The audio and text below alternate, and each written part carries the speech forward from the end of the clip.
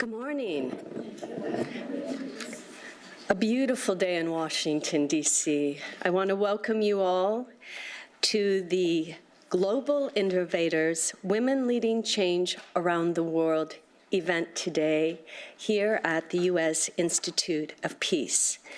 And whether you are one of the 300 or more people registered for the event or joining us through our global webcast, I wanted to let you know that we will be tweeting today. You can follow the conversation on Twitter using hashtag GLA14 at USIP and at Vital Voices. So with that, my name is Kathleen Keenest. I direct the Center for Gender and Peace Building here at the U.S. Institute of Peace, which, for those of you who may be new to the Institute, we are an independent, nonpartisan institution established 30 years ago this year by the U.S. Congress to increase the nation's capacity to prevent violent conflict.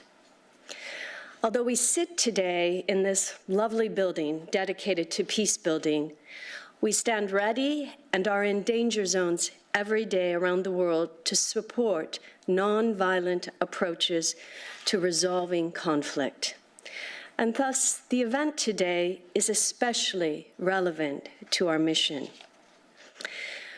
We are very pleased to co-host this event again with Vital Voices, Global Partnership, and the Bernstein Family Foundation. The Vital Voices Global Leadership Awards recognize visionary leaders around the world who find innovative solutions to enduring problems, and they each make a significant difference in not only their communities, but far beyond the boundaries and borders of their countries. As you will see for yourself in a few minutes, the awardees are creative, courageous, clear-sighted, and relentless women leaders who redefine the concept of power in their pursuit of a better world. They see possibility and promise, and they act in the service of others. These women today come from 4 different countries, but together they fight for those whose dignity has been stolen by circumstances. We will have the opportunity to view short videos produced by Vital Voices about each of the work of each of the awardees. And then, in a very conversational way, we will hear remarks from each of the awardees and also open the discussion to you, our audience. So be prepared with some great comments, great questions to have this conversation. So before we begin our discussion, it is my sincere pleasure to introduce Jennifer Smith to you. She is the Director of Strategic Partnerships at the Vital Voices Leadership Program. Jennifer has been with Vital Voices for about 4 years, and her work in the past has been very engaged in corporate responsibility. So it's my pleasure to thank Vital Voices on behalf of USIP and to welcome you to the podium.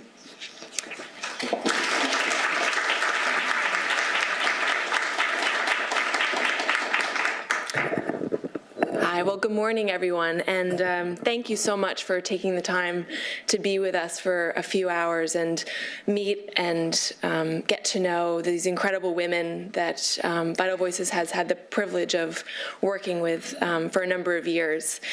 I'm Jenny Smith. I'm the Director of Strategic Partnerships at Vital Voices, and my job is to help bring partners to the table so that the women that you're about to meet, so that they get to continue to do what they do so well, and that we can provide at least a little bit of support in our way to help expand their vision for change.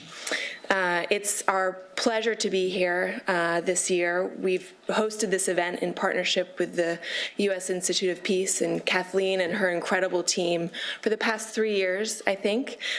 So thank you so much for your partnership and your leadership and the incredible platform that this institution provides to the women, like the women that you're about to meet this morning. I also want to thank the Bernstein Family Foundation. We've had an incredible partnership with you for the last number of years around the Global Leadership Awards, and the support that you provide to our honorees every year is incredible and invaluable.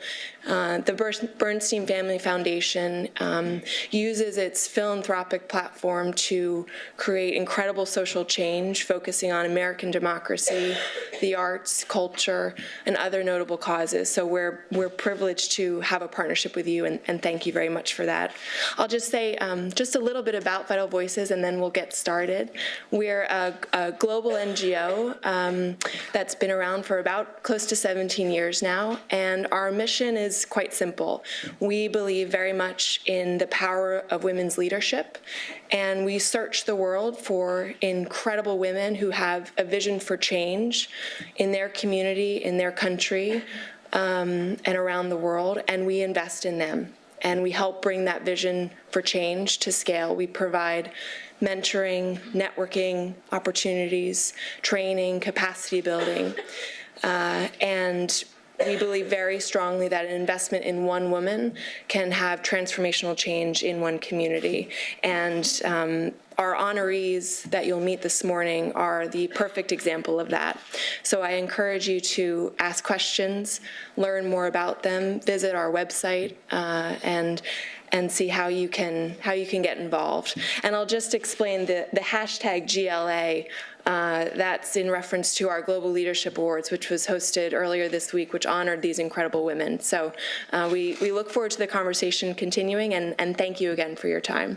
Thank you.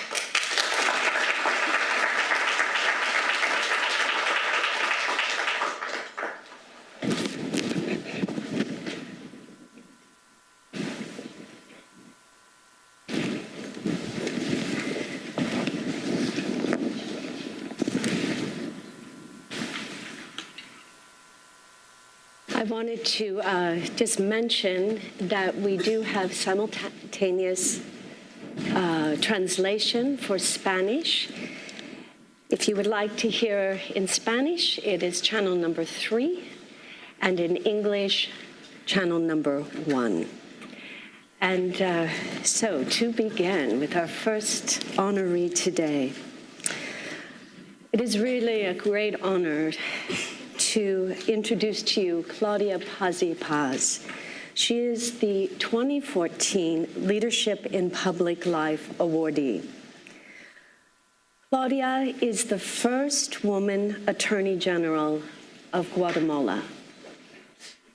And I want to repeat that. She is the first woman Attorney General of Guatemala, a country, thank you, I think that is.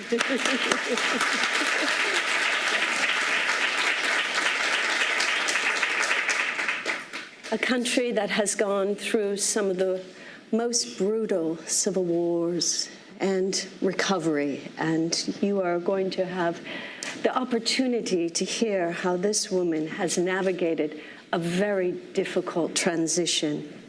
She has been working in the justice system for 18 years as a legal expert, lawyer, and activist. She received her doctorate in human rights and criminal law and served as judge and was the national consultant to the UN mission in Guatemala. To set the context for Claudia's work and for our conversation this morning, we will begin with a 3-minute video that highlights many of Claudia's achievements in her capacity as Attorney General of Guatemala. May we see the video now?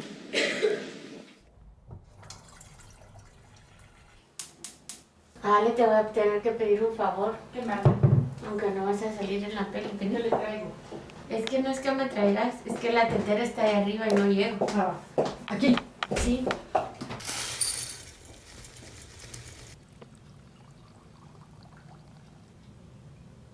El teléfono no deja de sonar.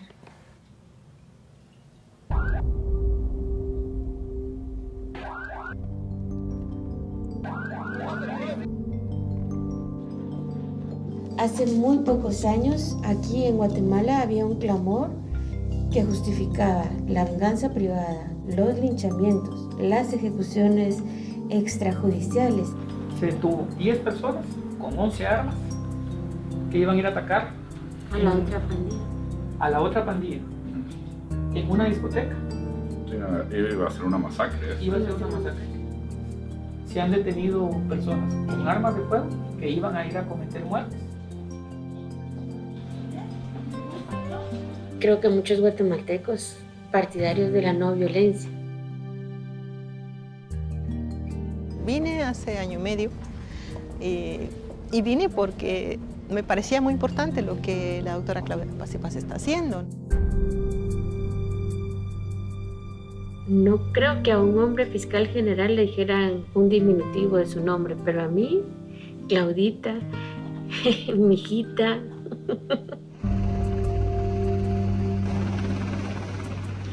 Pero eso fue más al principio, ahora no. Estimo que ha sido una operación muy exitosa. Es uno de los narcotraficantes más fuertes de la zona del oriente de Guatemala. ¿Le dio alguna vez miedo el puesto? Quizá miedo no, pero sí es una responsabilidad muy grande. Hubo un momento cuando mataron a un auxiliar fiscal en Alta Verapaz y dejaron su cuerpo en la gobernación departamental con una nota que decía dirigida a los fiscales. Ese momento fue muy duro, pero logramos esclarecer rápidamente el caso y los autores de ese asesinato están ya condenados. En la medida que hay una intervención efectiva, rápida, de acuerdo con la ley, se reducen los niveles de violencia. Y creo que es algo que hemos logrado en estos años en la institución. Y eso ha sido gracias al esfuerzo de muchas personas. Algunas trabajan acá en el Ministerio Público, pero también al esfuerzo ciudadano que cree en la justicia, que denuncia y que demandó en su momento que esos cambios en el sistema de justicia ocurrieran. O sea, Guatemala no se puede permitir un retroceso porque merece muchísimo más.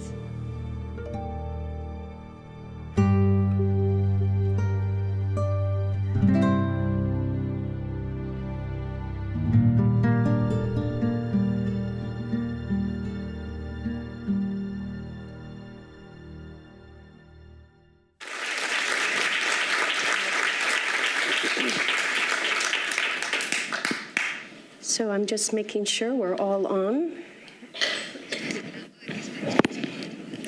Great. Claudia, let's begin our conversation and talk about this idea of somebody imagining you as little Claudia, and clearly you have a different leadership style. Tell us more about your leadership style and how you, coming from your background and your world, were able to exert that kind of authority to make change last. Sí, quizás.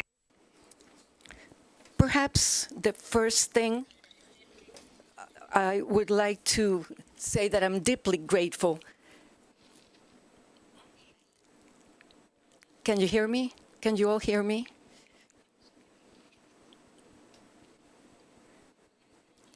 It is a pleasure for me to be here and to share my experiences during the last 3 years in Guatemala. My first point is that the public ministry, as other justice institutions, used to be a male-dominated institution. The previous attorneys and prosecutors were all male. And so my first step was to find people, or my first challenge was find people that would either ignore me or shove me to the side or try to support me. So finally I found people who supported me, and they started being nicer and supporting me. But I believe that with the day-to-day work and with my everyday responsibility of recognizing and giving value to everybody's and to respect for everybody is something that we can do as women when we can play a role as leaders. Because I believe that we as women can play a different type of role, a different type of leadership, different from men. We do it across the board, not top down as usually happens with men. So there has been a lot of changes in the policy to have a more equal treatment for everyone. The ministry, the public ministry, along with the police department, were male-dominated, and also the victims, most of them were women, so we had to go along with them and provide that support. In terms of time, how long did that? Are we talking several years? Because that's a very big change to go from hierarchy to kind of a lateral approach to leadership.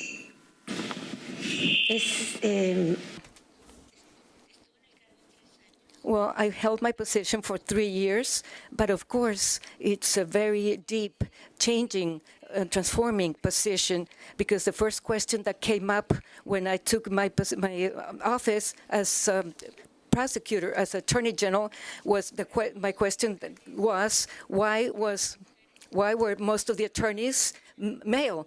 And if we compare, we could be half and half, but especially in the smaller cities, there was a majority of male-dominated positions. And also there is this idea that women join those positions or do not join those positions because they have family obligations or they have children, or because they fear for the safety of the children and families. So my first proposal was I wanted to change that attitude. I wanted to create more equality, so I decided to appoint more women. But my response of my female colleagues was no, because they had kids, young children, but then I started changing that attitude slowly but surely. And so finally, I achieved that. Of course, it took time, but it was a very significant, major change, especially when we started dealing with cases and handling cases of victims of sexual and gender-based violence. Because for a victim who has suffered that type of violence, to be able to be cared for by a woman, by another woman, gives her more encouragement and assurance. We have seen cases of women who have been cared for or have had their cases seen by men, and they become once again victims of that as either sexual harassment or violence. So what we are trying to do is to have a center, one-stop center, where we have professional and female staff. We had a very particular case where we had made all these efforts to set up a 24-hour care center and a court for victims of gender-based violence, because violence does not take place from 9 to 5, but it actually happens at night. And we knew that at that place, in that location, there was a lot of gender-based violence, and we did not understand why. We were making great efforts for people, for the staff working there, to be able to train and to learn how to handle these cases. But then we found out the male security guard was the first person at the door where the women were entering the building to file the reports, and he was discouraging the women from going in. He was telling them, like, what are you doing here? Or, are you sure you want to file a report? Why don't you just go back home? Of course, that the important thing is that we have to train both men and women. You've presented and created in Guatemala the 24-hour court. Is that transferable? Can we use that model in other places, or is it unique to Guatemala? In Guatemala, just like in many other countries, to typify women again, or to criminalize violence against women is something very recent as an offense. This is a very recent action. If the woman, if the victim married her attacker, then there will be no liability for the partner anymore. So there was very strong work done by women's organizations in order to give greater visibility to the issue of violence against women as a matter of national security. Now that offense is the one that is the most reported. And one of the debates that we used to have around 2010, 2011 was whether it was necessary to have specialized tribunals or specialized prosecutors' offices. And we were thinking, the question was, why should we have a difference? If justice should be the same for everyone, should there be different courts for women and men, and men and women? Well, they should be able to be cared for. But then we realized that that was not the case, that women could not go to the standard tribunals or courts. It is very important to have specialized courts that are trained in working and dealing with women, female victims, and especially working around the clock. We worked a lot, or very close, with the attorneys working with these victims. And one of the complaints that we heard a lot was, why are there so many cases that are, very few cases that are solved? And the women said, well, when we go to the courts, we're the last ones in the line. And then the judge says, oh, your case is violence against women. Oh, you come back in 3 days, and they postpone our hearing. And also, so we have had, with this new effort, that we have to have specialized courts for only to deal with cases of violence against women. The response and the number of reporting cases has been increasing a lot. And so the question whether this model can be transferable, I believe that it can be transferred to other countries, and it would be advisable to do so. I agree with you, and it's really a statement of that kind of innovation and understanding what goes on for women hour to hour, that it's not on a day clock. It is 24/7, and your responsiveness to that issue really shows, I think, the kind of innovation that is necessary to deal with these very critical problems that many women deal with. I have a question, though, now, before we open it up to our audience. Claudia, before you were the Attorney General of Guatemala, was there a day, was there a minute, was there just a progression in which you realized this was your work? I'm thinking of the many young women in this audience who want to know how to recognize that moment when you just need to do something to make a difference. To be completely honest, I never imagined that I would become an attorney general. I saw myself more as being a lawyer, human rights lawyer, perhaps a judge, not as an attorney general. We went through a very strong crisis in Guatemala. Guatemala had a rate of 55% impunity rate, and an attorney general was appointed who had to be ousted afterwards because he had been involved in organized crime cases, and then there was that idea that impunity will continue. So at that time, a new nominating committee opens up in order to appoint a new prosecutor general. And then we were together sitting around with some colleagues in a room very similar to this one, and the candidates were all male for the position of Attorney General. So I made a remark, you see how it's only male are present here, not women? And then one of the men present there said, because women do not want to participate, but you do want to get involved. And at that point I thought, so what happens if I do get involved? And then the concern is what's going to happen with my family. Am I going to jeopardize my family's safety? What's going to happen with my reputation, with my name? How am I going to deal with this? Because this is a position in a public ministry with more than 5,000 staff members. So finally, I thought, well, I thought I was never going to be elected, but I applied for the position anyway, and then finally, I was picked. I want to open it up now for Q&A from the audience. And if you're interested in making a comment, if you could just raise your hand right now. I'm going to take 3 questions. And if you would introduce yourself and a representation of your organization, that would be great. And please stand when you make the question. Thank you. Thank you very much. My name is Patmelia Dole.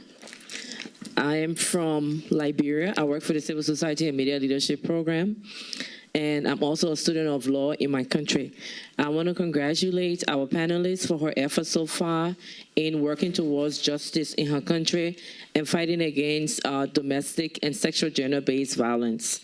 From her explanation, their context is quite similar to ours in Liberia. We've set up a lot of systems in place, like one-stop shop centers, safe homes, and there's been a lot of training for the judiciary, including the justice system. And also there's a specialized court for domestic violence. However, in my country, domestic violence and sexual and gender-based violence is grossly underreported. So I'd like the panelists to share with me what particular measures, if there are any, that she has had in her country to kind of increase and encourage reports to make it to the judiciary. Thank you. Thank you. That's a wonderful question. And I'm going to take another one before Claudia answers here. Hi, good morning. My name is Otto Tiomans. I'm actually Guatemalan as well. And my question to you is that until recently, Guatemala was known for being predominantly masculine in all levels of governance. And people like you, Sandra Torres, Yasmin Barrios, they really did make the way for women to become more involved. And my question to you is, how do you think women can become more involved, not only more in society, but also in other levels of government, aside from law? Thank you. And one more question up here to the left. Good morning. My name is Marzia, and I'm working with Women for Afghan Women. And my question is, how do the nonprofit organizations for women in your country work, and how the government and nonprofit organizations work together? I mean, do you work more with the government or nonprofits? Thank you. Claudia. Sin duda. Yes, there is no doubt that when it comes to gender-based violence and violence against women, there are cases that never reach the justice system because of shame, because of fear, because women have no other place to go to. One of the measures that I took was to guarantee that the victim was cared for in her own language, because in Guatemala we have many dialects, many language, so we made sure that we provided help in the victim's language, and the victim was cared for by a woman, that the courts and the prosecutors' offices were located closer to the victim. So this model that was first implemented in Guatemala City then was taken to other cities where there were very high rates of violence against women, especially sexual violence.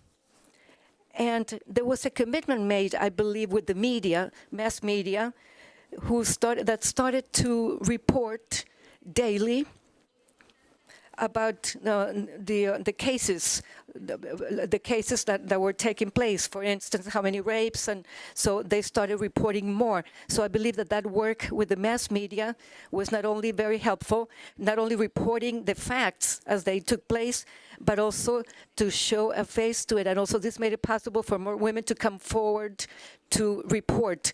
For instance, while the homicide rate went down, the other rates that went up were violent crimes, for instance, and I believe because they were great, it's just because there were greater reporting by women. That's why that explains the high rate of violent crimes. Since the public ministry in Guatemala has the obligation of dealing with the victim, it is very difficult to do it by itself. So what we have done is referral networks where non-governmental organizations specialized in medical, psychological care, and also shelter provisions, employment, economic empowerment. They can provide support to those women. So once they come to the public institution, they are referred to the other non-governmental organizations for that additional care, where we provide them with that help. And I believe now how to getting more women involved. As far as that, I believe that one of the mechanisms is the more women participating, getting involved, becoming active, that will speak for itself. I believe that it's very telling, for instance, that when I submitted my application for out of 44 candidates, there were 4 women. And out of the when we were holding elections for presidents, also there were a few women. So this is changing now. About a third of women, or a third of the participants in all the elections are women. And now, so this is changing. There is more female participation in elections for public office. So to the extent that those public offices are held by women and there is more visibility, there is more consistent and transparent management and accountability. So that's very important as our case.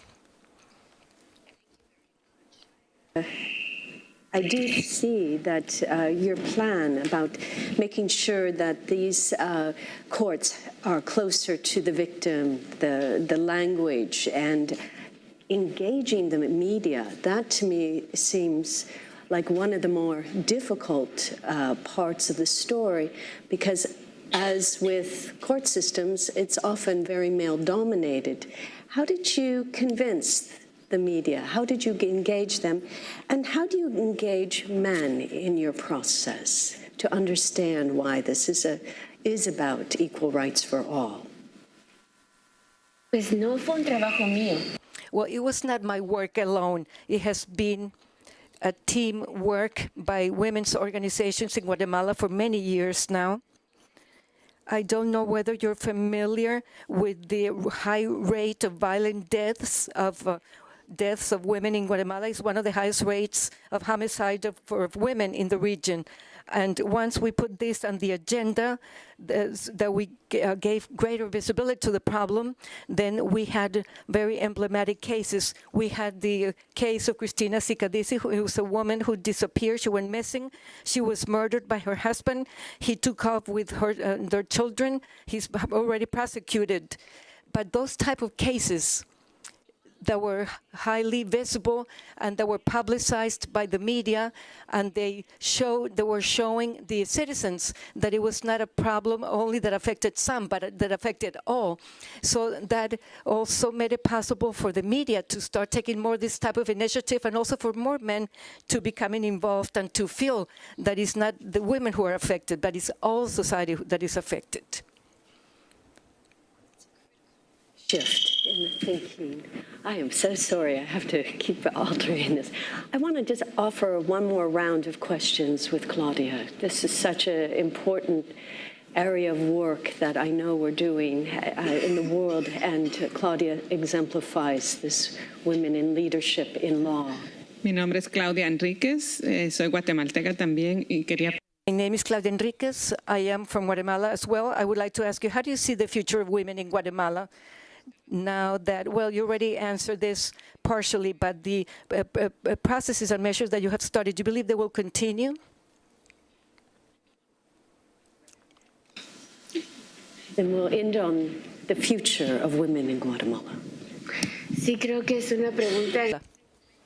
Yes, I think that is that's a key point, key question in this time. It is critical.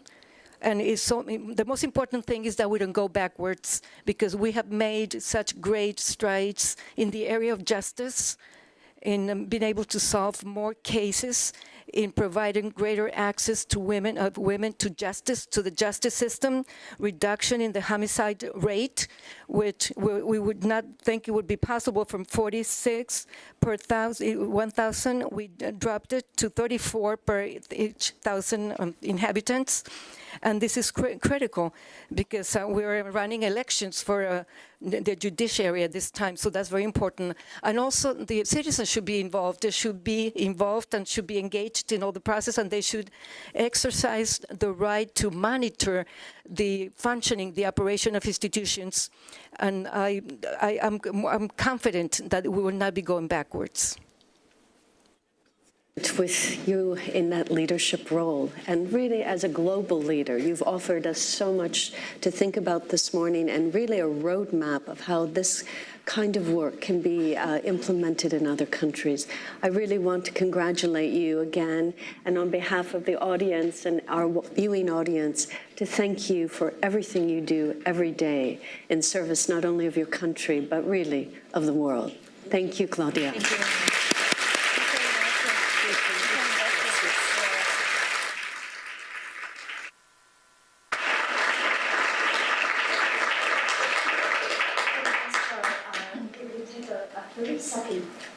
Break. So if you want to stand up, talk, introduce yourself to the person sitting next to you or behind you, and I'm going to invite our other awardees to the podium.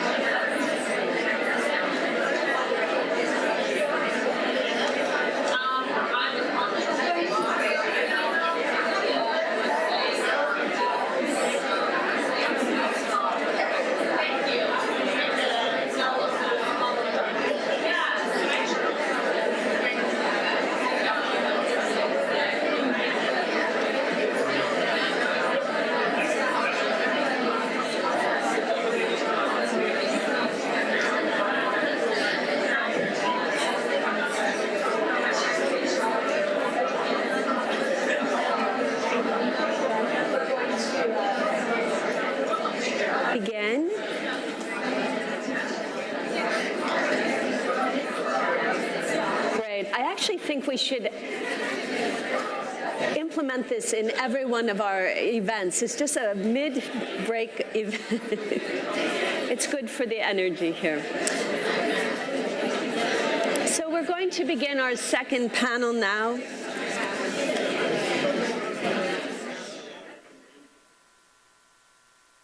I think the first panelist has inspired us certainly to think differently about solving these problems. And our three following panelists will, I think, even expand our lens about what it means to innovate in a very complex global context. You will no longer need the earphones, so you can, unless you want to listen in English, we're going to begin. Our second panel really brings us into the context of three different countries, one in war, one in peace, and one in a society where there is a high degree of everyday violence. And we're going to look at how these three honorees have worked on solving these issues. Our first panelist, and we'll talk first each one individually, then have a group conversation, and then open it up to another full conversation with you all. I want to introduce to you Suad Alami. Alami is the 2014 Fern Holland Awardee of the Vital Voices Leadership Program. She is a lawyer from Iraq with over 20 years of experiencing and practicing family law. She has served on the Baghdad Provincial Council and the Sadr City District Council. She opened the NGO Women for Progress in Sadr City, which is the first legal clinic especially for women in the country of Iraq.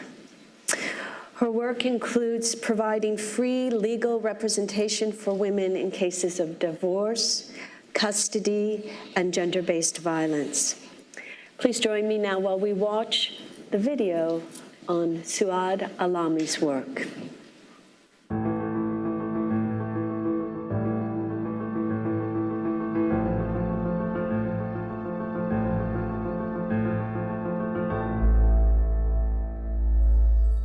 This is me in this photo.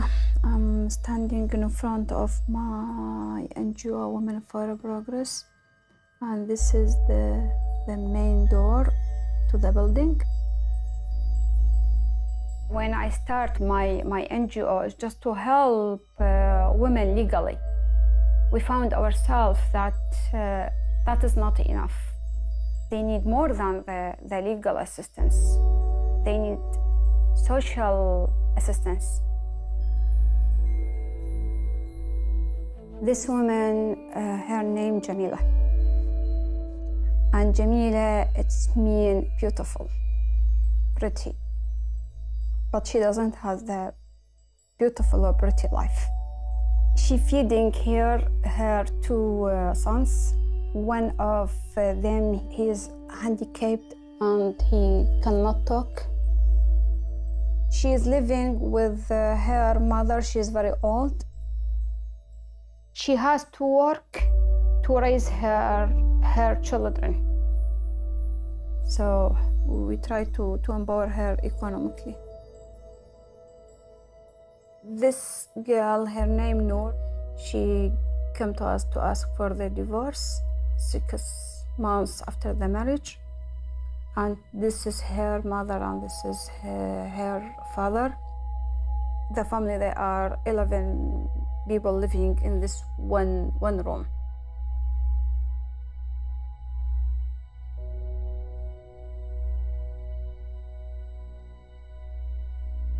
Most of the women who they get divorced, when they return back to their own family, they cannot afford another member to come to live in their house. Her name Sabri. She's now, I think, 24 or 25 years old. She's divorced twice. Many of our cases here, they're getting married 12, 13 years old, and then they get divorced 1 year or even less than this. You can see, I mean, the early marriage, it is a domestic violence.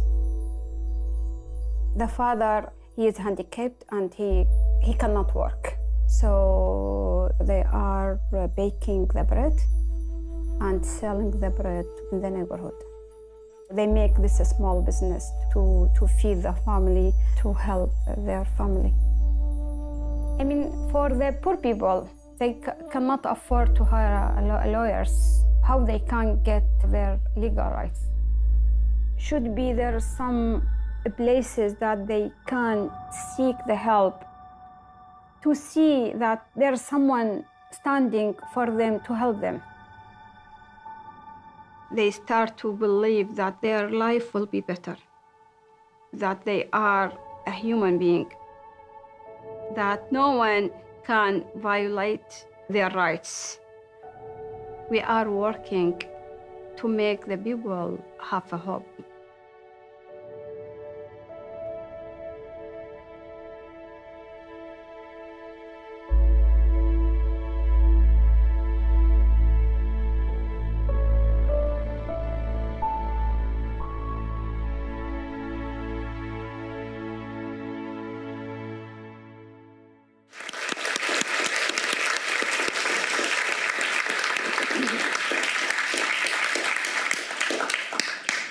Your last line, Suad, we are working to help the people have hope. I think that's particularly poignant today. Tell us about the ways that you hope to continue providing services and operating under the current conditions. It seems like it's more needed than ever.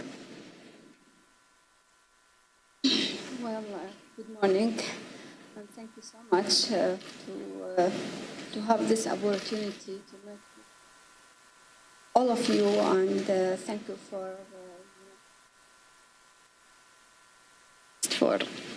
letting us talking today and express our experience and our work in our home countries. It is always in terms of my country, it was difficult and hard to work in such environment, conflict, sectarian violence, and the neglecting by the government. And, despite that, the Iraq is considered the middle-income country, but people, they haven't seen any kind of the change, that they just sacrifice their lives daily, starting in 2003 until now. It have been 11 years, and just only the things and the life is just getting hard and worse. I believe that I find myself just from very beginning that I have to do something, and I believe it is just a responsible to be responsible, and this is the responsibility should be anyone can take it and handle this responsible. Being living in such environment, and with these people in particular, I just came among them, these people. This is just give the trust, the people that they need, that someone who worked, came from them, and being with them, and understanding well what they are going through and what life that they experience. It is not just in theory, it is just practical. So from all the experience that I have it, I just wanted to put it how I can tackle the needs of these people that we are working. So just providing that, I believe it is still not enough, and with the limited resources that we have, to continue the work and to continue at least we are now breaking the wall of the silence of these women, just to talk. And in this specific current situation in Iraq, I think that there's our responsibility. It should be doubled and doubled, and just keep working with them with this high risk that's in Iraq. I just when I left Iraq just last Wednesday, June 11th, the situation just one day before that, it just getting deteriorated, and everyone now, they are just holding the arms, weapons, and no one can know who they are, the good people, who they are not. Who's going might be where is the government, who can provide the needs. There are so the lack of the foods, of the waters. It is just kind of mess, and I just eager. I wish that I just to go back now to Iraq to just help these people, because I think this is the moment. It should be with them, and to just continue and to see how we can help them more than we did before, because this is just really very critical time, and which is impact on these people. This is just current situation impact more than these people who they were already their lives just, and they are living in terrible lives. So now it is just getting worse. So I believe that we all should standing and to work helping these people now and tomorrow and always. The challenges have, as you pointed out, only increased in the last week. Yeah. And in another week, you'll return. What will be the first thing you do? The first thing, it is just we try, to come together as all the activist NGOs. I know it is not. Might be the government have their own priorities and in terms of the security, but this also.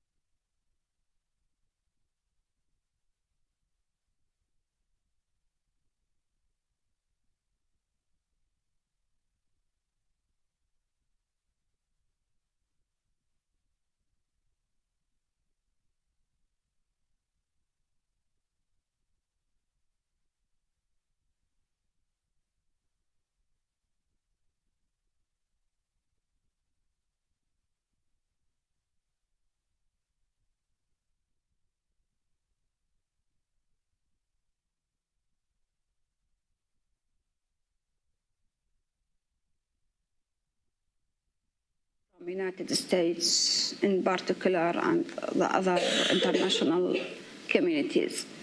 I think with the just that last few years that what has happened in the region, which is just I'm just talking about the Arab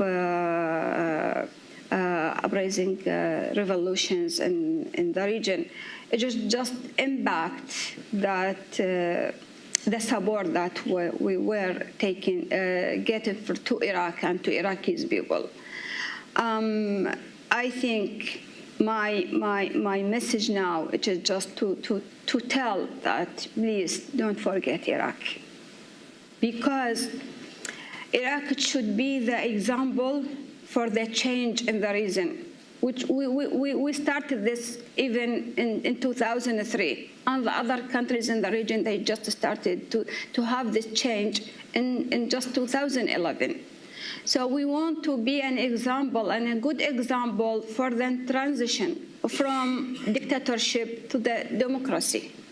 So I think we just hope that, I say, please don't forget Iraq and keep support us in fighting all these things that we have just to achieve the democracy, that to have a better life, at least with the very simple standards, not the high standards that we are looking for, and to have a peace and security because this is what we miss. We cannot even, if you ask anyone in Iraq what you are going to do tomorrow, then I do not know. I do not know if I am going to live tomorrow or not. So we do not have this hope or to planning to our even next day of a future. So that is what I want to say. Thank you. Don't forget Iraq. I think that it would be good to turn now to the audience, because I think there are questions and concerns, and I'm going to just ask the microphone, thanks, and please, right here, and do I have another question? And here, in the front row. Right here, thanks.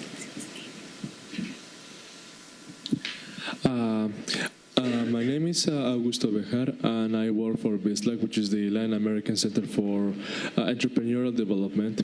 My question will be, of course, to Saad Alami. I'm completely honored to be here, definitely in front of you who demonstrate that our world is getting much better. My question is, in the case of Iraq, much of the violence happens, of course, due to culture. Does your organization touches the issues, for example, within the culture, like for example, within like Islam, try to see if culturally the cultural cycle also be It's very difficult to hear on this mic. Yes. Can we transfer mics, perhaps, because it's maybe, or hold it a little further? Like this? No, I don't know what it is. Let's try a different mic. So sorry, but like this? No, it's much better. Maybe further down. A little further. Okay, directly with a question. The question will be, much of these issues that have gone in Iraq now, especially when it comes to violence against women, there are many, I'm not saying that not all, but many, for example, within these areas, put like Islam as a kind of like part of the fault, like something that actually is like not very friendly to women. What your organization tries to do when it comes, for example, when it comes to these issues, when it comes to Islam, for example, if the like reinterpretation of the text, that's something I'm very intrigued. So the social, cultural issues surrounding women's roles in society. Thank you so much. And I'm going to take the second question right here. And if there is a third, and then I will open it up to Danielle, right here.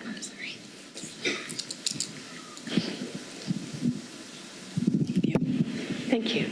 Hi, my name is Kathy Burke, and I am a mother. I brought my daughter today so that she can see what is going on outside of Fairfax County. Thank you.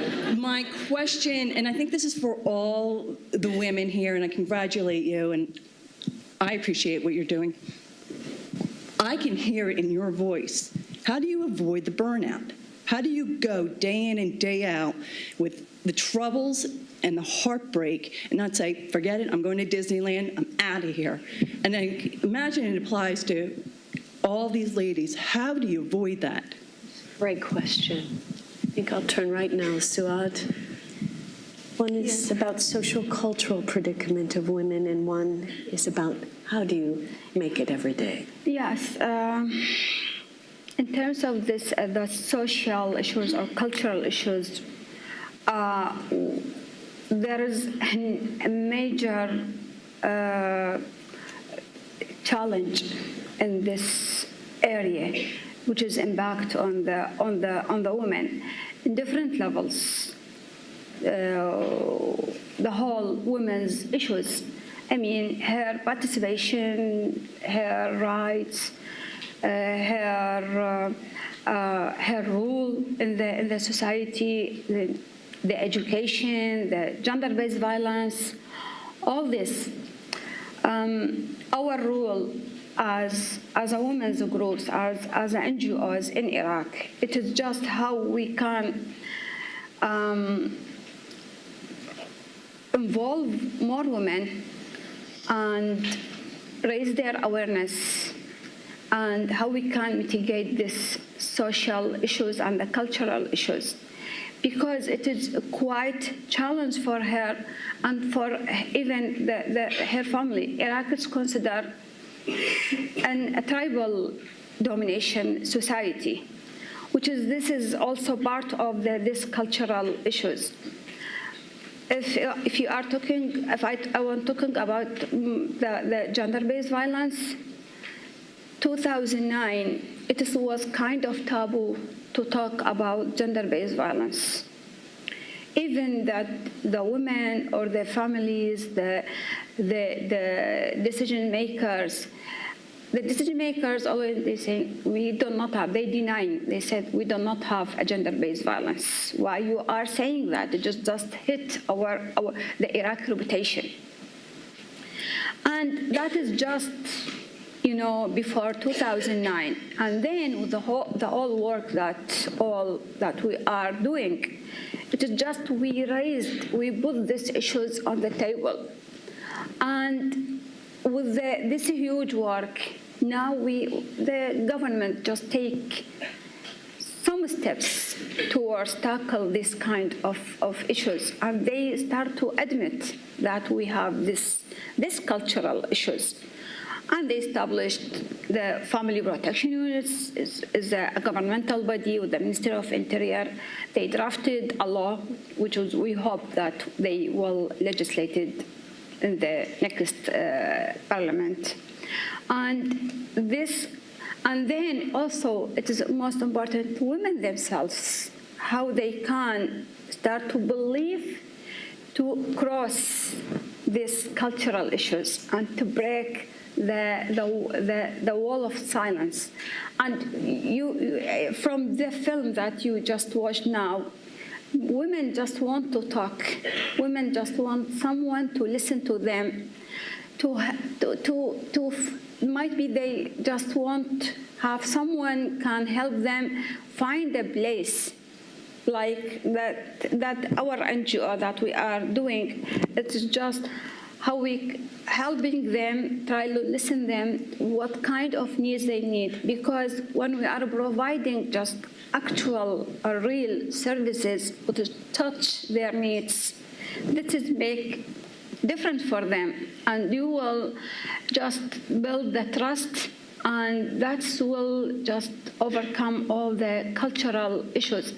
I will not say we are trying to just to enhance, to improve the situation for women, and also this is not only with the women but women and men together. And with our work that we started to work with the local leaders in the community, they are now very well understanding the situation and how like the issues of the gender-based violence it just impact on the security of the country in general. And how do you avoid burnout? Avoid the cultural issues. How to avoid what we call here burnout, meaning every day you wake up and these very impossible, tragic issues face you. How do you get up every day and maintain that sense of hope and commitment? Because always I'm saying I have a passion to do that. I believe that I just went get the course and I couldn't go back. And also that because also for me, I feel there's no another option. This is the only option. It is just to help this woman, and I believe this is my responsibility as a woman to bring the women's issues. Because if the women will not bring these issues, who will going to bring that to the public life? So I feel that I feel this with the commitment, with the passion that I have towards my community, and I feel that I have to make this change, to make the differences for the people's life, and just I feel that always when I'm saying I have to do this and I have to do this, and will not keep aside and just watching, because if we are just watching and we will not do anything, I think nothing will change and our life will not be going forward. I think that answer, no more watching, we have to be doing. That is really the sign and really the eloquence that you put into your leadership. We so appreciate your efforts every day, and thank you for sharing. Thank you so much.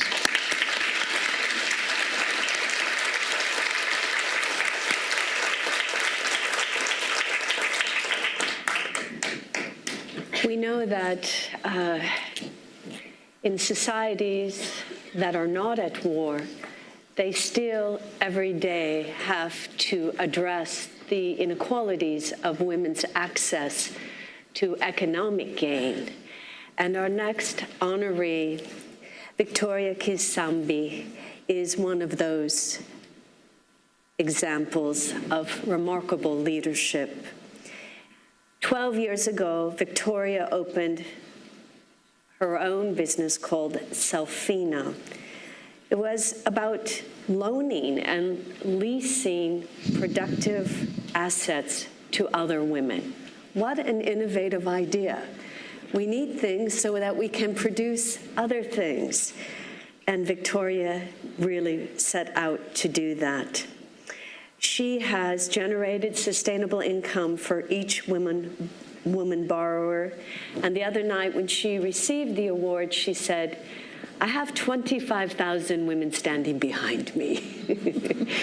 And we're going to hear more about not only Victoria, but those 25,000 women. But first, we're going to show the video about the work that she does in Tanzania.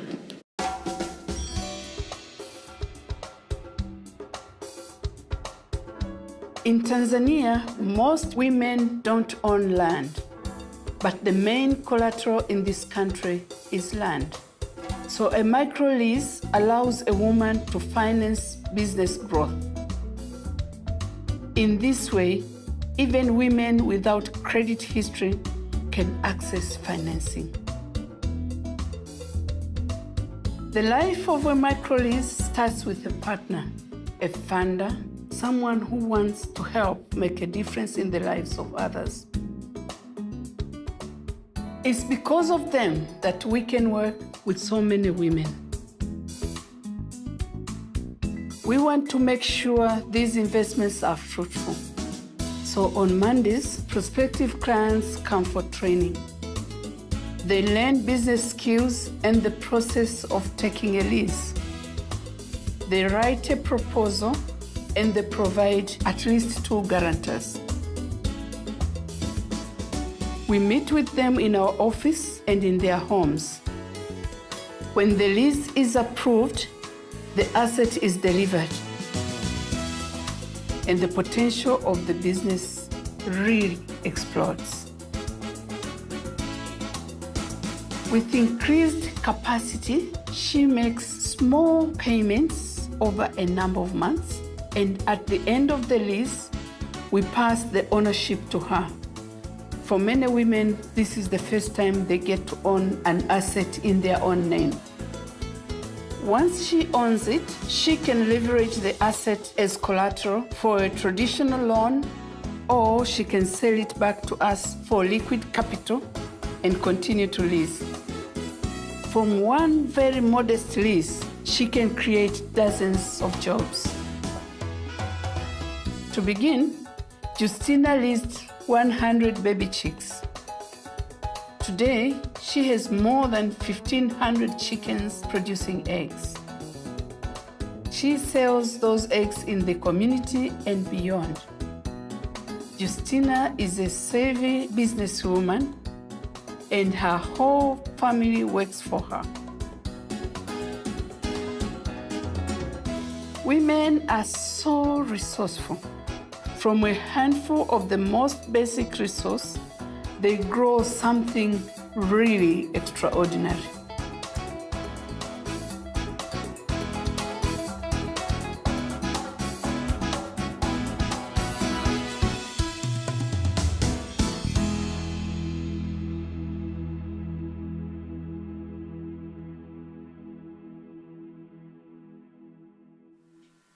Well, it has been a journey, and actually, when faced with challenges, that's when I've come to learn, that's when you get strengthened and you feel, yes, there's something I need to do.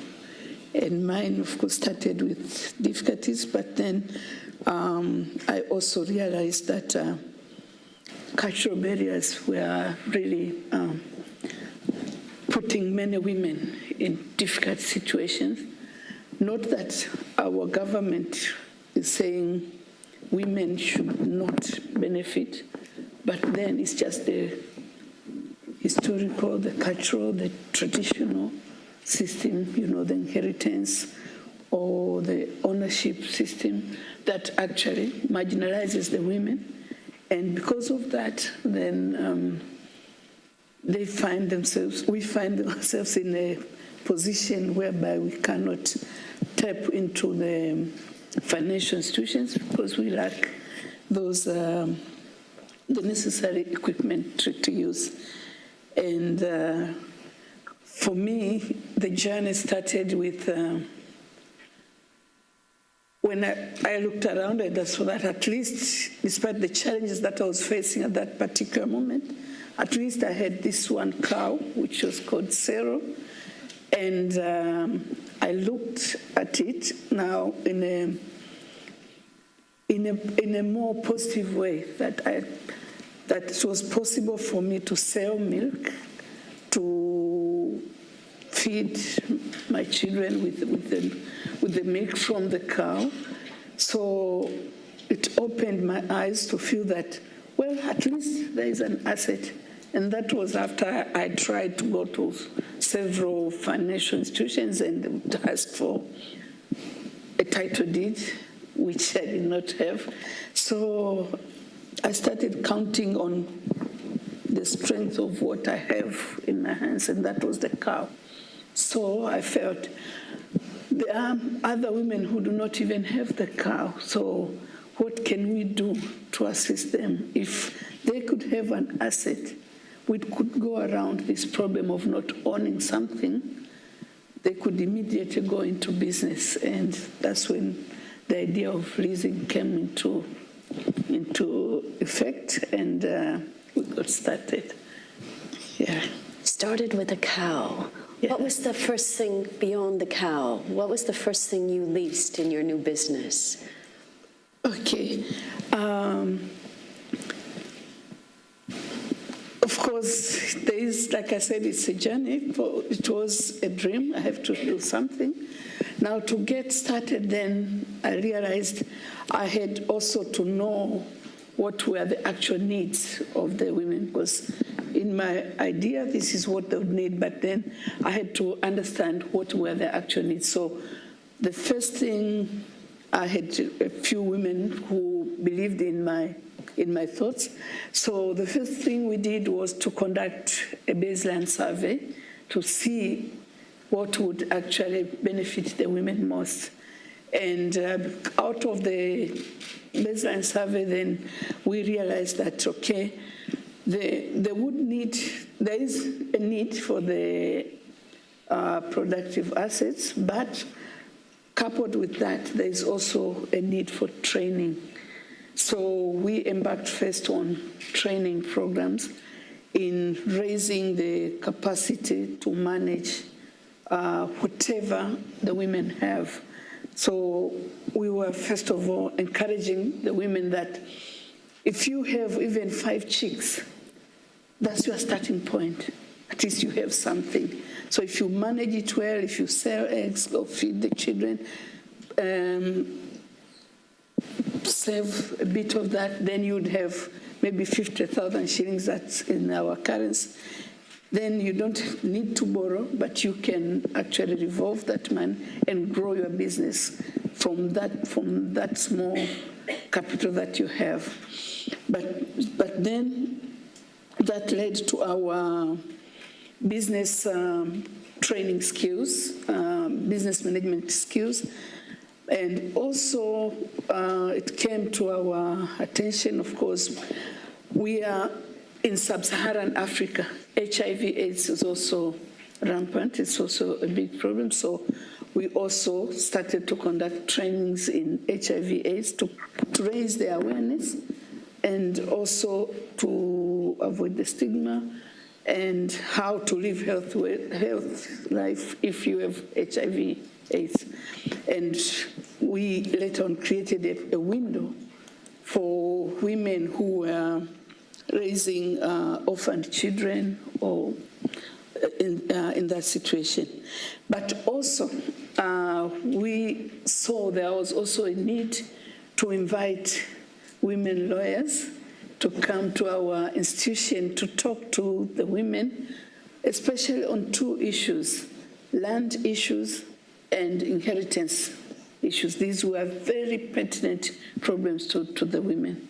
So as we went on the training, it was clear that no matter how much we trained them, still it was not enough, because then access to finance was still a big issue.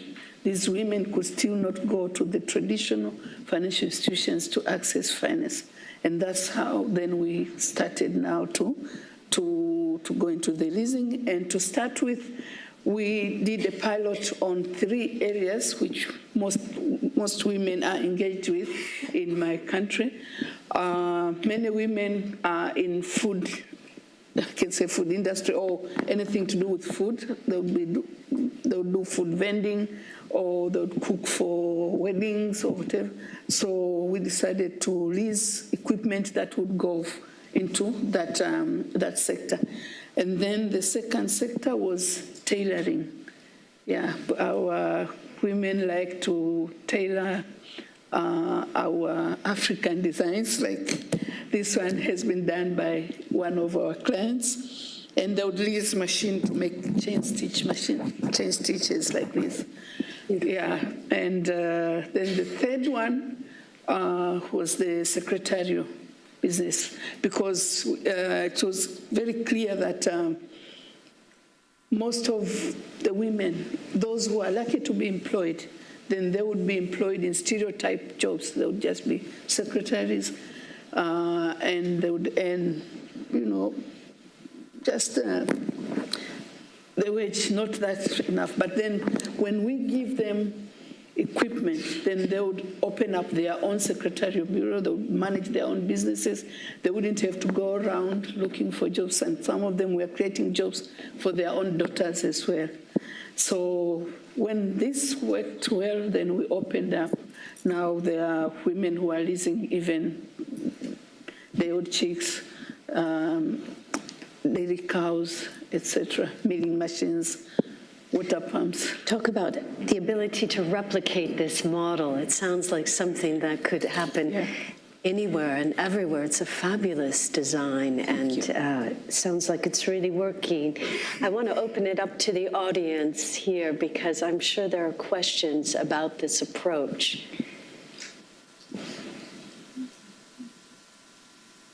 I have many more questions. Please, right here. Could you introduce yourself? We'd love to know who you are. I'm Beth Brownson. I was with State Department as a political officer in Mumbai and worked with Priti there. I was a gender justice advisor in Afghanistan, so I followed women's empowerment issues in many different contexts. And the issue of microfinancing for women is a program in a number of different countries. But how, when women traditionally did not have assets, did you convince your financial backers to give you the money to start the program? Thank you, Beth. Great question. Another one right here.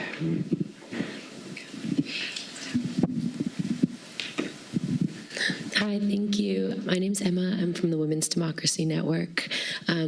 We work towards women's political inclusion globally, but we've noticed, as many of us I'm sure have, that women's agency, particularly economic agency and ability to support themselves, is really closely linked with political activism. And I'm wondering whether you've seen in your experience women becoming more politically active after going through training or after receiving leases from you. Thank you. Right, Emma. And there's one more question up at the very top, and then we're going to turn it back to Victoria for her comments. Hi, my name is Tiffany Boykin. I'm with Human Revolutions. And my question is that for the women who become entrepreneurs and earners of income, I saw in a video that there were men employed. How do you help with that change in dynamics if they are in a household and they are the breadwinners, or they're in a community and they are employing men? Is there an issue of training or developing to prepare for any type of acts of resistance or violence because of their accomplishments? Great questions. Thanks so much from the audience. Victoria, I'm going to let you address them as you want. Thank you. Thank you very much. These are good questions. It was possible for us to interest the bankers because we started small. We put whatever the small money which we had, but for each lease that we were doing, it would go through the bank. The money would be in the bank. So each woman, each lease would finance it through the bank. So the bankers could see the turnover. You see, when the women pay back, we deposit the money in the account. And each lease would draw the money out of the account. So the money goes in, goes out, and the banker can see that transaction and immediately sees that here I have a good client. For instance, I can give you an example. We started very small, and then very early in the early years, we were lucky to receive a donation from the women of the Evangelical Lutheran Church in America. And I take this opportunity to thank them. They gave us $5,000. And that money we put into our bank account. And so whenever we would approve a lease, we would draw down from that account. And the women also put a deposit,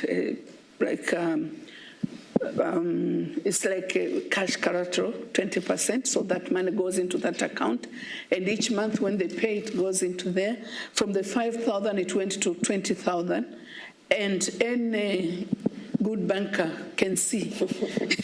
So when they saw that was going on, and the women were, the needs were increasing, so we approached the banker and said, look, this is what we're doing, and we have a line of clients.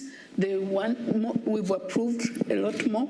So immediately the banker gave us a 20 million overdraft, which would be like $10,000 more or less. And within a month or two, they could see how that the turnover was. They increased the overdraft from 20 million to 40, and immediately went to 100 because we were working with them. So when they see how it operates, even the bank understands. And maybe I can mention here that we started the lease program even before our country had a leasing law. So there was a time IFC was interested in promoting leasing in Africa. They started with Tanzania. So they came to us and we were working with them on a day-to-day basis. And to reach a point, then they used our model to convince the decision makers. So there was a time I was invited to our parliament, and I was talking to the members of parliament, like I'm talking to you today, about what we were doing, and we contributed to convincing the decision makers, and now Tanzania has a leasing law. So even the banks now are going more into the leasing. And the second one,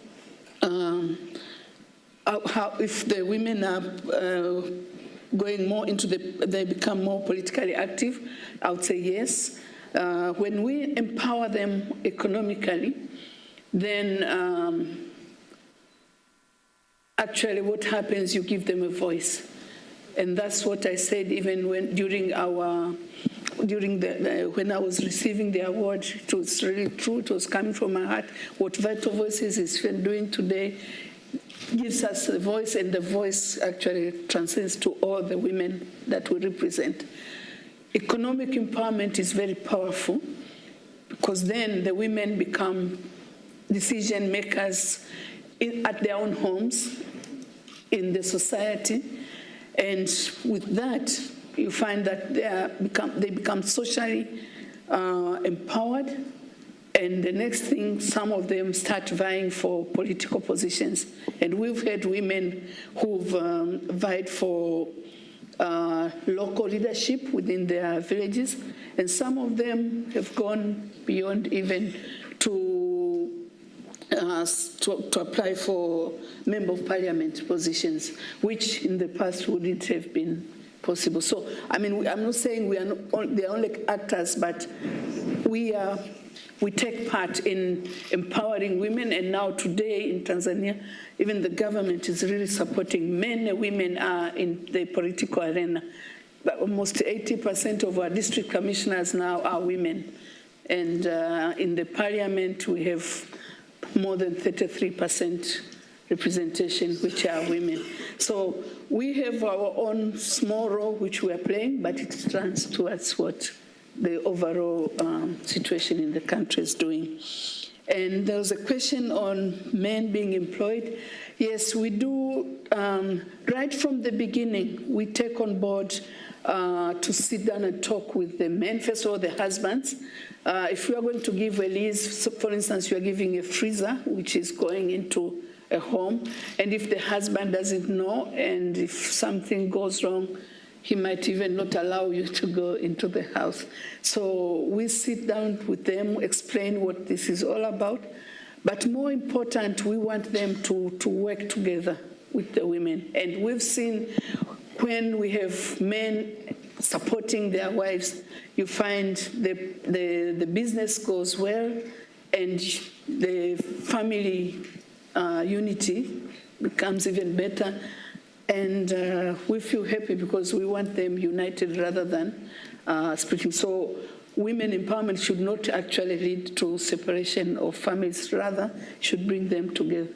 And also, we finance women, but then if they can create jobs for men, that's even better. So that's what we are doing. Thank you. Thanks so much, Victoria. This is a really example of extreme innovation. You keep innovating on your innovation, if you will, and it is a really powerful example of change in your society all the way into the Parliament. I hope you'll join me now in thanking and recognizing Victoria.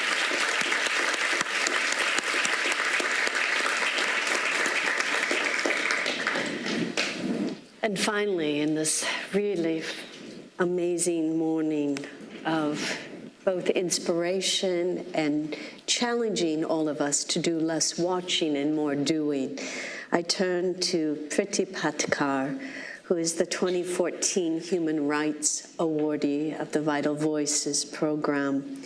Priti has worked in one of Mumbai's most marginal groups, prostituted women.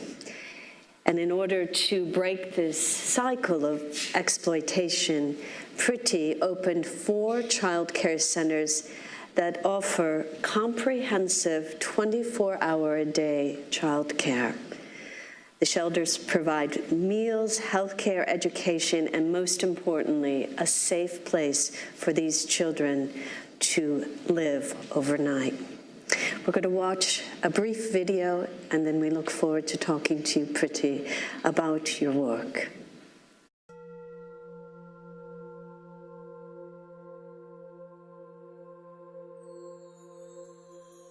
I did not know what my mother did for a living. She was trafficked into the sex trade by a woman from her village. She knew the woman.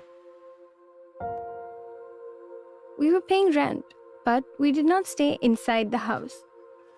The rent was for allowing us to stay outside the house. We had to sleep on the road. It was an environment where anything bad could have happened at any time. The world of such children remains limited to the red light area.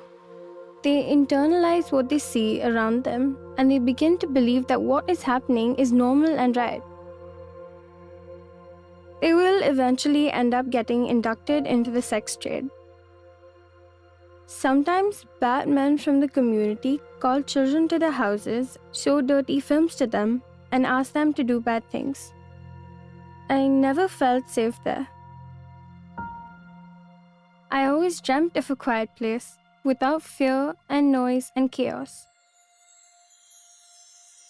I would wonder how I could find such a place. And then Prerna happened. In the beginning, I would miss my mother a lot. But in a couple of days, I understood that my mother would come every morning to pick me up. I always felt safe at Prerna, and I liked that feeling. To me, Prerna means safety. We are not alone at night. The staff is always there, and no one can enter the building. Today, I'm not afraid to face the outside world. I learned the importance of having an education. I learned the importance of grabbing every opportunity to learn new things. I learned that there's a world out there which is promising and full of opportunities. My mother always wanted me to be safe and do well in life. She tried to give me the best of everything. So I want to do well in life. That is my dream. I will always give credit to Prerna for who I become.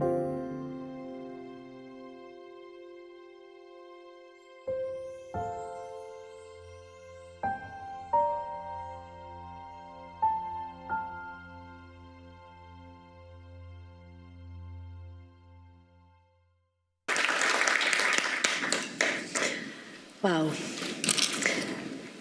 You have been doing this work for 28 years. Can you tell us about the progress you've seen over almost 3 decades in changing these worlds? Maybe I should start with the recent developments. June is a very, very important month for students in India. Especially in India, the 10th and 12th standard board exams mean a lot to students. There was a time when I started work 28 years ago. We didn't have a single child going to school in spite of having a real large school in the midst of the red light area. And this year, we had over 47 children who appeared for their 10th standard board exams. Out of those 47, almost, I think over 30 have got more than 70%. And the highest scorer is a girl child with 77%. And this is the progress that we've seen with students growing up, doing their masters in social work, becoming engineers, doing their science graduation with information technology. Yeah, so if you invest in children, no matter where they are born, I think you definitely see good progress and see change and see the difference that they definitely become productive individuals. And you can involve them to participate in peace processes. They're no more angry and they're no more violent. It seems that with every one of these women today, you saw a gap, you saw a need that needed to be filled in your everyday world. What was that moment for you? What year was it? Was there a young girl? Was there a young boy when you said, I need to make a difference here? This was in 1986. Of course, I had a small exposure to the red light area when I was doing my bachelor's in social work, but started looking at the red light area in 1986 in my early 20s. Of course, it wasn't me alone. We were a small group of 3 of us, which includes my husband. Wasn't my husband then. And we started moving around these lanes in the then known largest red light area in Mumbai and maybe Asia, called Kamatipura.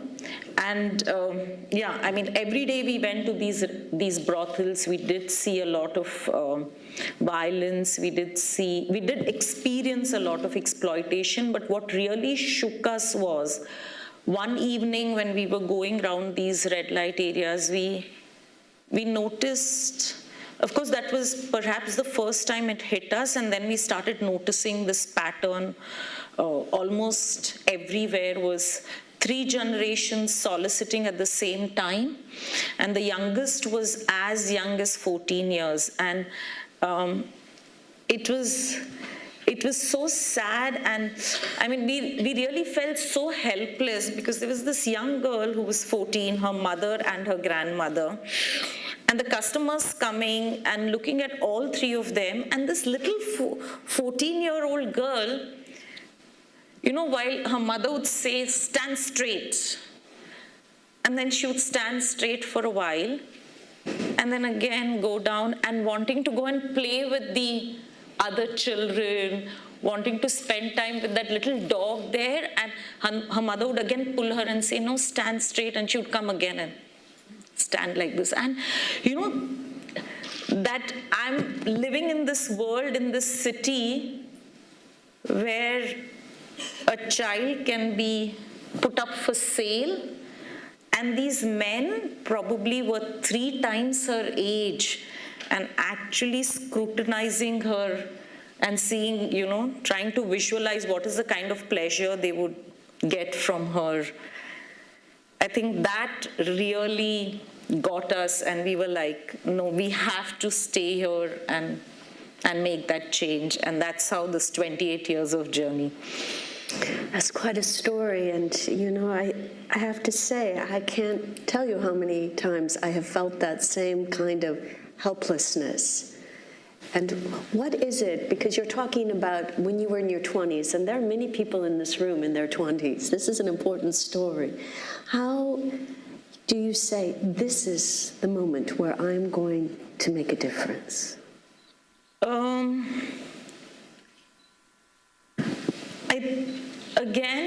When all these years when I've thought about my entire journey, I think I started on and I continue also because, I mean, I have not come from a very rich background, not at all, a very simple middle-class Indian family, but a very protected family, very safe, very secure. And suddenly you are exposed to this world where anybody can do anything with you and there's absolutely nobody who really cares. You know, there exists this absolutely invisible, excluded children. And when you talk to people about the plight of these children, the reaction of the civil society is very, you know, they're very apathetic. And their reaction is, well, we need prostitution in our society so that girls like you know, I'm in 20s, so that girls like you are protected. And I'm like, you know, and if you go back, 1986 was the time when, you know, we were all talking about human rights and we were all talking about child rights. We said human rights wasn't enough. We needed to have a special convention on children's rights because somewhere children are getting lost in this whole discourse of human rights. Human rights, people are only concentrating on adults. And in the midst of all that, there's this big community, and of course, probably all of you know India is a very populated nation, and for us, 10,000, when I say, is a very small number. And then you have this big red light area, and there are children all around. And on the other hand, we're sitting in these fancy offices, government departments, talking about children's rights. And this, for me, was the worst form of violation of children's rights. I mean, if I walk the street, if somebody touches me, believe me, I just turn around and I'm ready to slap that person. I mean, I forget I have no power, maybe I'm violating, maybe I'll be on the other side of the law, but I'm just ready to just hit and physically hit. And here there are these children who are being touched, fondled. And then you talk to their mothers and you talk to their children and they think, well, this is normal. This is how we all are. And then suddenly it hits you that there is this whole community which, you know, one community where I come from, where I'll not tolerate even the smallest bit of exploitation. And there is this other community which is just internalized exploitation, where they found support systems within an exploitative system, and where they believe that, well, we're going to be in this vicious circle. I mean, there's no exit. This is it. This is how we are destined to be. And I think that's something, you know, you lead a life where you want to talk about rights and you want to talk about your personal rights, and there are these voiceless, invisible, excluded children, and nobody cares for them, and society thinks, well, they should be here. Where else would they be? You know, you want prostitutes, so it's better that children born in the red light area are inducted rather than, you know, traffickers and pimps going out and getting fresh girls to fill up the brothels. It is so true that we internalize our normalcy of sorts, and we also allow such exploitation as a part of our normal sphere. I know there are lots of people in the audience who have comments and questions here. And have you asked a question yet? I'm going to go, if you don't mind, and then we'll come back around to you. There's someone right here, and if you could just raise your hand so we can get the next. Thank you. My name is Adela, coming from the Inter-American Development Bank. Thank you, and I feel really honored to be with you, having access to justice, access to finance, and access to the basic human right. I think for us, we take it for granted, but in other places it's not. So I was thinking, what will happen in the future for us, for the persons who are beneficiaries of your programs? Are you nurturing other people, like other generations? I'm sure that, you know, these kids, look at you as a mother, grandmother, and what would happen when you're not there. Makes me fearful. So I just wanted to ask you about that. Next question, right here in the middle in the orange. Hi, my name's Hayel from Pepperdine University, and I wanted to ask you, is there any kind of counseling going on while you're carrying out these social, like a child care program for the kids, you know, thinking about their home life and about how they're going to use that, or yeah, just about that counseling. Thank you. And third question. Hi, my name's Lottie, and I'm a student at the George Washington University. And my question is, since it's so normal and you see grandmothers and mothers and daughters, how are you able to get started and convince the mothers that it's not normal for their 14-year-old daughters to be earning money this way, and to get started and have them go to school and participate in like classes and dancing and just be a child if the mothers and the grandmothers both grew up in this kind of culture? And is there one last question up there in the black? Hi, my name is Amy Anderson, and I work at a public charter high school. And I'm just wondering if there are economic, if there's ability for these women to have jobs other than prostitution, if that's being worked on as well. Great, thank you. Pretty, a lot of questions, and I'm sure many more. Yeah, they called me a grandmother and it feels so sad. I just feel it's because of my gray hair.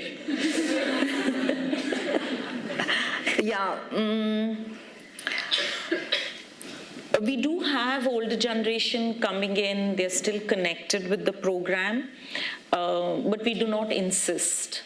We do not insist because there are children who've come and told us they do not want to come back to the program because it's a constant reality of what happened to their mothers, where they were born. So we do not insist, but we still have older children who come back to our program. In terms of what will happen to them, supposing we are not there, then first and foremost, yes, we don't want to be there. We want to shut down as soon as possible. And what we've done and what we believe in is that we need to socialize intervention and not monopolize. So if you see our organization, yes, it's 28 years old, but it's a very small organization. It's not about having many chapters in different states. It was our effort to demonstrate and show to the world that here exists this group. If you do this kind of intervention, this is what can happen.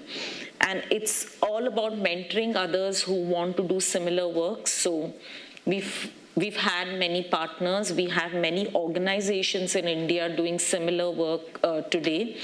And if you look at our entire process, the way we've built the care plans around these children is that it's around getting them to sustain themselves so that they're not dependent on an organization. It's also linking them up with other organizations in and around Mumbai and wherever we work, and it's also helping them understand to network with other organizations and not to depend just on us. So except for a few programs that we've innovated, what we've always tried to do is mainstream our intervention as well. We do not want to set up, and we've never aimed at setting up exclusive programs for children of prostitutes, because that's also a lot of stigma attached to it. So what we've done is there are childcare institutions around, and we feel that this child should get space in those childcare institutions and not childcare institutions built separately and exclusively for these children. So that's how we also try to socialize this issue so that people are not dependent on one organization. Counseling, yes, that's a major part of our program because these children do require psychosocial counseling. They go through a lot of trauma. It's a lot, especially when they come in contact with the outside world. See, when they are in that world, like I said, they think this is normal. But when they come in contact with the outside world, see, we the people in the outside world have divided the world into the good and the bad, just two categories. And we very clearly keep giving messages to people that prostitution and anything related to prostitution is part of the bad world. And these children do experience that, and that's when, they go through a lot in their mind, a lot that happens to them, and counselors are important and are important members of our team. And we encourage counseling, though it's a taboo in India to visit a counselor, and our children experience that as well, because we have some, when they're little, they're so happy to go to a counselor. They're like, I'm being denied that right. What are these children doing in that room, with all toys and everything? So they're all like, even we want to go there. But once they grow up and they get to know counseling is a mental health issue, and in India, yes, we are still at that stage where we feel mental health is equal to being mad. So that's the time children are a little, but yes, you need to work around that as well, and encourage them and ask them and innovate on how this whole counseling can be introduced to them. So we do have a counseling program. Convincing them to go to school, oh my God. I must tell you how shocked I was. But before that, how we convinced them. We didn't do everything perfect. There was this school, and we said, if you send your child to school, and we had to, that was the time we actually had conversations with the brothel keepers. Otherwise, the perpetrators of the sex trade are not part of our program. We told them that if this child is away from the brothel, he's going to let that woman be free. Terrible. We did this real, for me, it's still a kind of a sin that probably I committed. We told them, let the mother be there. Let her be free to entertain customers. Give this child who will be away in the school for 8 hours, not bothering you at all. It worked perfect.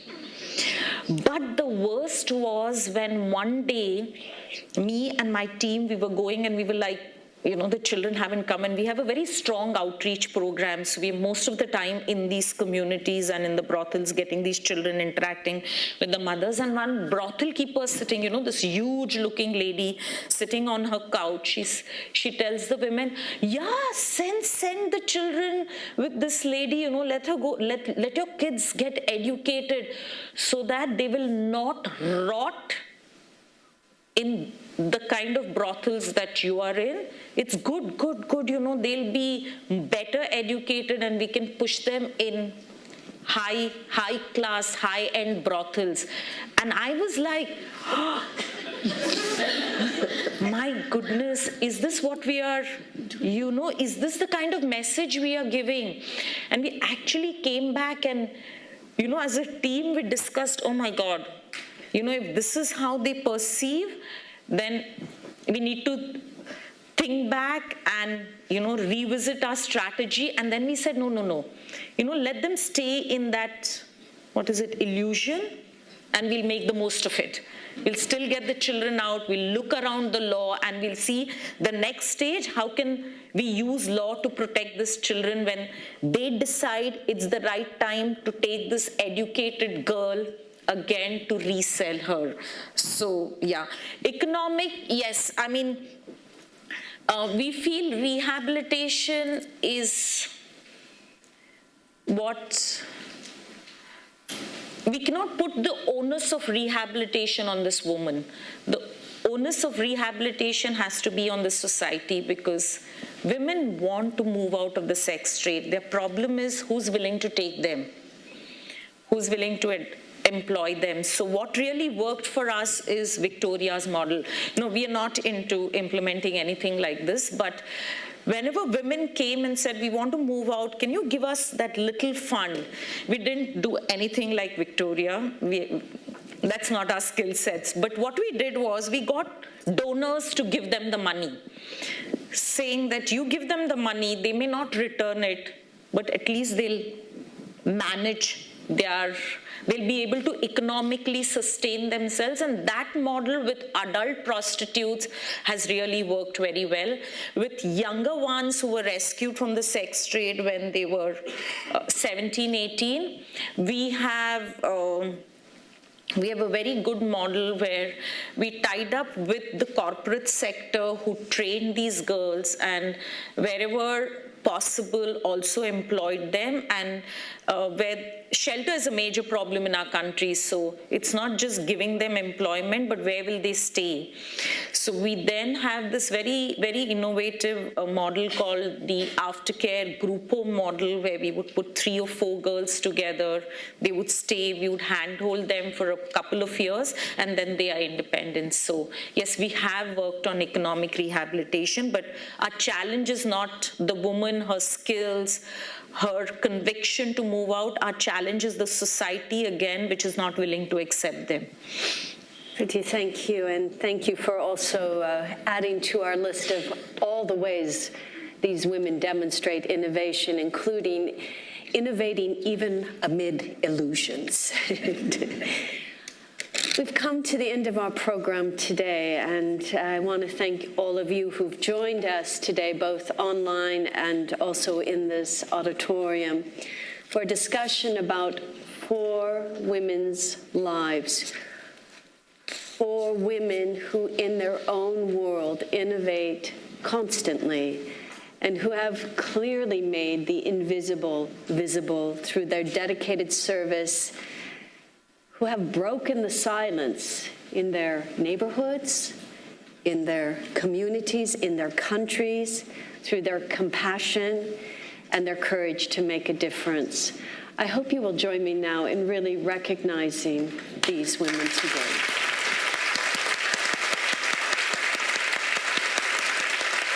Cities, there was a majority of male-dominated positions. And also there is this idea that women join those positions or do not join those positions because they have family obligations or they have children or because they fear for the safety of the children and families. So my first proposal was I wanted to change that attitude. I wanted to create more equality, so I decided to appoint more women. But my response of my female colleagues was no, because they had kids, young children. But then I started changing that attitude slowly but surely. And so finally, I achieved that. Of course, it took time, but it was a very significant, major change, especially when we started dealing with cases and handling cases of victims of sexual and gender-based violence. Because for a victim who has suffered that type of violence, to be able to be cared for by a woman, by another woman, gives her more encouragement and assurance. We have seen cases of women who have been cared for or have had their cases seen by men, and they become once again victims of that either sexual harassment or violence.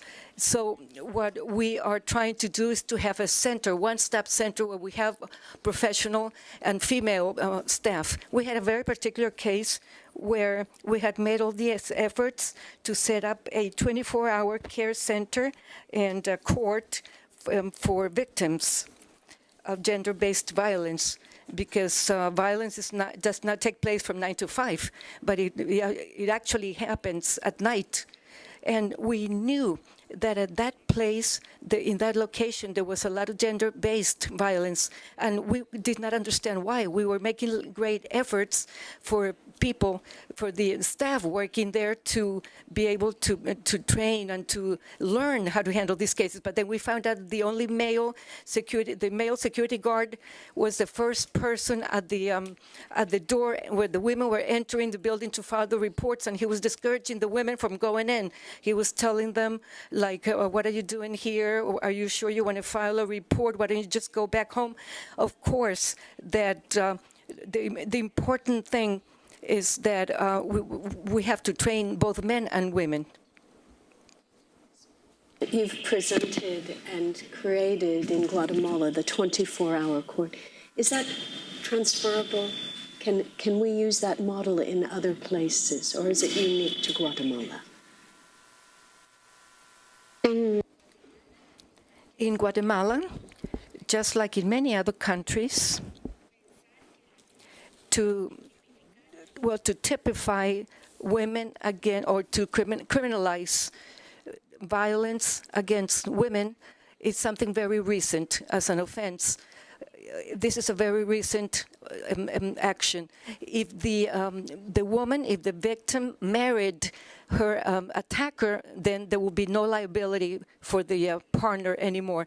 So there was very strong work done by women's organizations in order to give greater visibility to the issue of violence against women as a matter of national security. Now that offense is the one that is the most reported.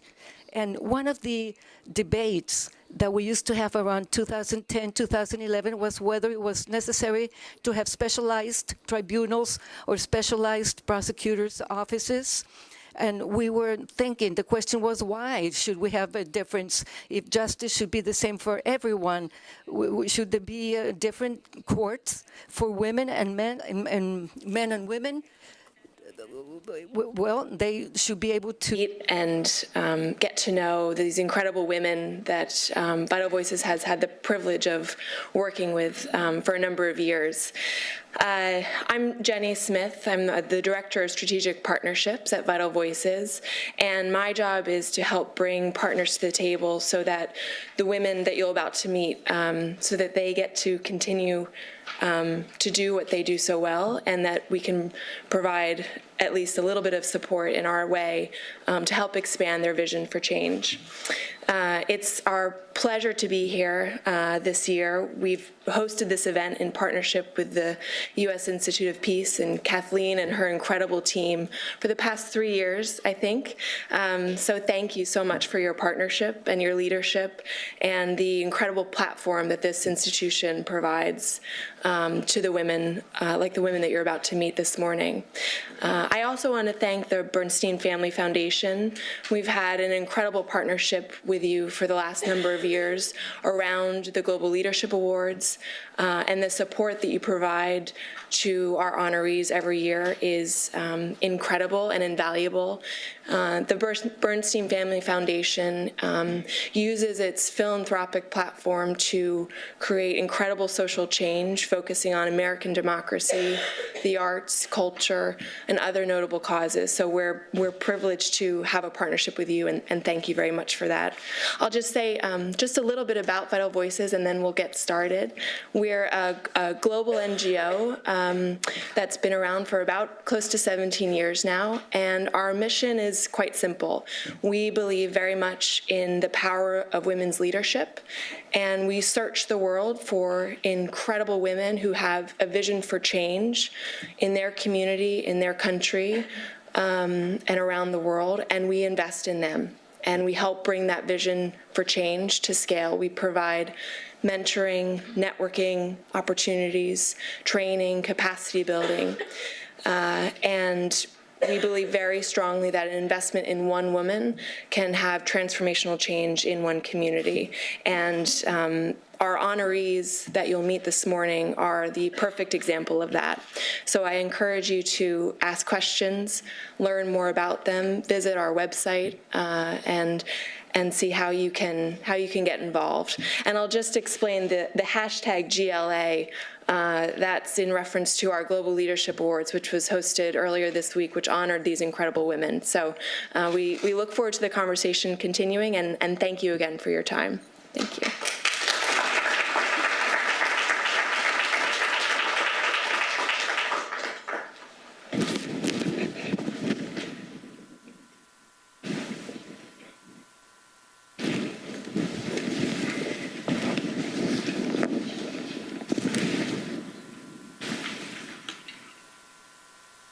I wanted to just mention that we do have simultaneous translation for Spanish. If you would like to hear in Spanish, it is channel number 3, and in English, channel number 1. And so to begin with our first honoree today, it is really a great honor to introduce to you Claudia Paz, She is the 2014 Leadership in Public Life awardee. Claudia is the first woman Attorney General of Guatemala. And I want to repeat that. She is the first woman Attorney General of Guatemala, a country, thank you, I think that is. Good morning. A beautiful day in Washington, D.C. I want to welcome you all to the Global Innovators, Women Leading Change Around the World event today here at the U.S. Institute of Peace. And whether you are one of the 300 or more people registered for the event or joining us through our global webcast, I wanted to let you know that we will be tweeting today. You can follow the conversation on Twitter using hashtag GLA14 at USIP and at Vital Voices. So with that, my name is Kathleen Keenest. I direct the Center for Gender and Peace Building here at the U.S. Institute of Peace, which, for those of you who may be new to the Institute, we are an independent, nonpartisan institution established 30 years ago this year by the U.S. Congress to increase the nation's capacity to prevent violent conflict. Although we sit today in this lovely building dedicated to peace building, we stand ready and are in danger zones every day around the world to support nonviolent approaches to resolving conflict. And thus, the event today is especially relevant to our mission. We are very pleased to co-host this event again with Vital Voices, Global Partnership, and the Bernstein Family Foundation. The Vital Voices Global Leadership Awards recognize visionary leaders around the world who find innovative solutions to enduring problems, and they each make a significant difference in not only their communities, but far beyond the boundaries and borders of their countries. As you will see for yourself in a few minutes, the awardees are creative, courageous, clear-sighted, and relentless women leaders who redefine the concept of power in their pursuit of a better world. They see possibility and promise, and they act in the service of others. These women today come from 4 different countries, but together they fight for those whose dignity has been stolen by circumstances. We will have the opportunity to view short videos produced by Vital Voices about each of the work of each of the awardees. And then, in a very conversational way, we will hear remarks from each of the awardees and also open the discussion to you, our audience. So be prepared with some great comments, great questions to have this conversation. So before we begin our discussion, it is my sincere pleasure to introduce Jennifer Smith to you. She is the Director of Strategic Partnerships at the Vital Voices Leadership Program. Jennifer has been with Vital Voices for about 4 years, and her work in the past has been very engaged in corporate responsibility. So it's my pleasure to thank Vital Voices on behalf of USIP and to welcome you to the podium.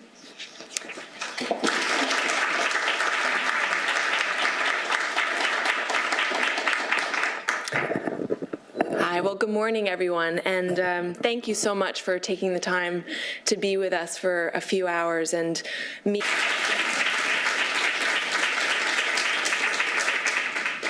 A country that has gone through some of the most brutal civil wars and recovery, and you are going to have the opportunity to hear how this woman has navigated a very difficult transition She has been working in the justice system for 18 years as a legal expert, lawyer, and activist.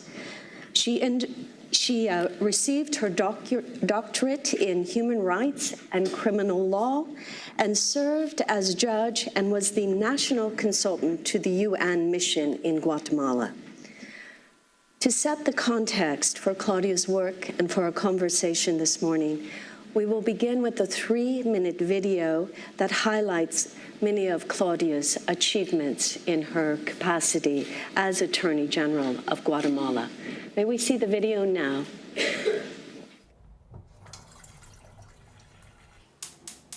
Ale, te voy a tener que pedir un favor. ¿Qué me hago? Aunque no vas a salir en la peli. ¿Qué le traigo? Es que no es que me traigas, es que la tetera está ahí arriba y no llego. ¿Aquí? Sí.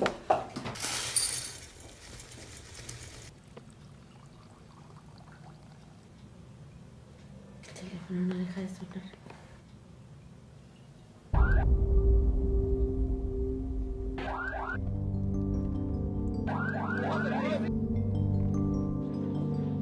Hace muy pocos años, aquí en Guatemala había un clamor que justificaba la venganza privada, los linchamientos, las ejecuciones extrajudiciales. Se detuvo 10 personas con 11 armas que iban a ir a atacar a la otra pandilla. A la otra pandilla, en una discoteca. Iba a ser una masacre. Iba a ser una masacre. Se han detenido personas con armas de fuego que iban a ir a cometer muertes.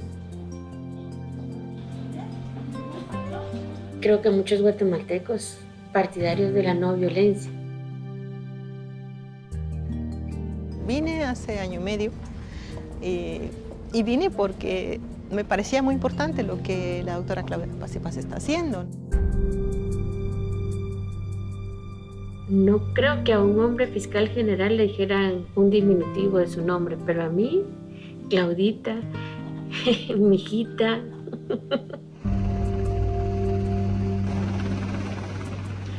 Pero eso fue más al principio, ahora no. Estimo que ha sido una operación muy exitosa. Es uno de los narcotraficantes más fuertes de la zona del oriente de Guatemala. ¿Le dio alguna vez miedo impuesto? Quizá miedo no, pero sí es una responsabilidad muy grande. Hubo un momento cuando mataron a un auxiliar fiscal en Alta Verapaz y dejaron su cuerpo en la gobernación departamental con una nota que decía dirigida a los fiscales. Ese momento fue muy duro, pero logramos esclarecer rápidamente el caso y los autores de ese asesinato están ya condenados. En la medida que hay una intervención efectiva, rápida, de acuerdo con la ley, se reducen los niveles de violencia. Y creo que es algo que hemos logrado en estos años en la institución. Y eso ha sido gracias al esfuerzo de muchas personas. Algunas trabajan acá en el Ministerio Público, pero también al esfuerzo ciudadano que cree en la justicia, que denuncia y que demandó en su momento que esos cambios en el sistema de justicia ocurrieran. O sea, Guatemala no se puede permitir un retroceso porque merece muchísimo más.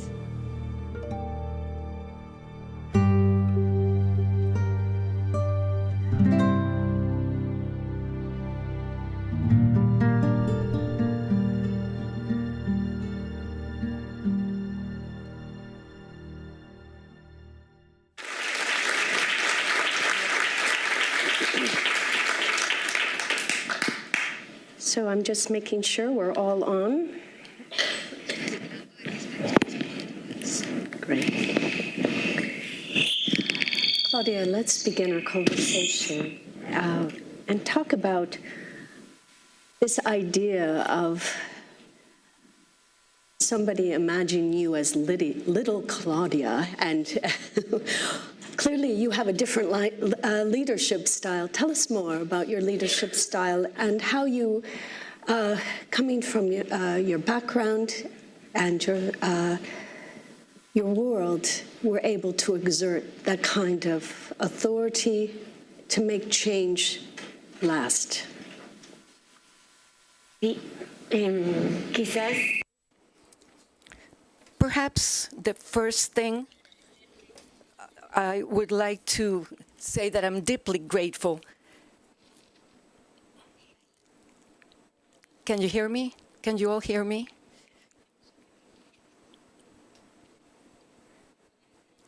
It is a pleasure for me to be here and to share my experiences during the last 3 years in Guatemala. My first point is that the public ministry, as other justice institutions, used to be a male-dominated institution. The previous attorneys and prosecutors were all male.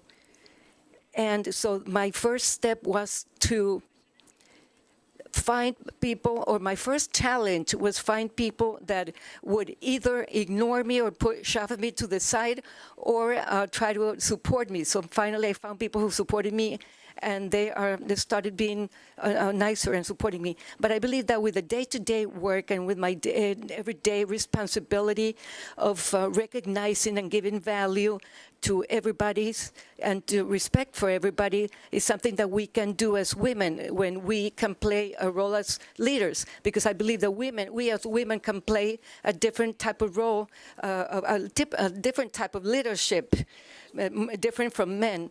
We do it across the board, not top down as usually happens with men.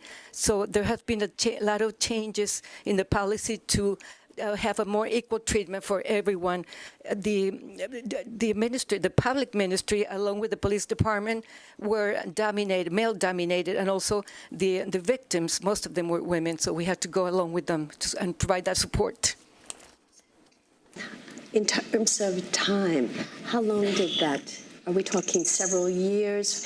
Because that's a very big change to go from hierarchy to kind of a lateral approach to leadership.